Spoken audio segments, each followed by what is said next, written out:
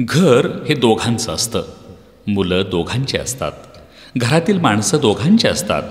मग जबाबदारी दोघांनी मिळून घ्यायला नको का? घर म्हटल्यावर काही कमी जास्त होणारच, चुका होणारच. प्रत्येक गोष्टीसाठी बायकोला जबाबदार धरून चालेल का?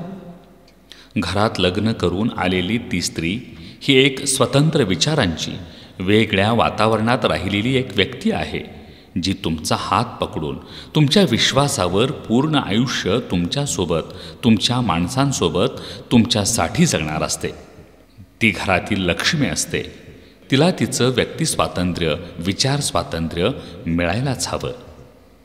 घरात मान, सन्मान, आदर मिळायलाच हवा.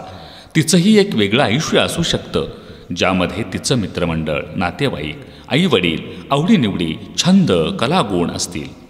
या सगळ्या गोष्टी जपण्याचा आणि करण्याचा तिला पूर्ण अधिकार आहे, ज्यामुळे तिला आनंद मिळत असतो.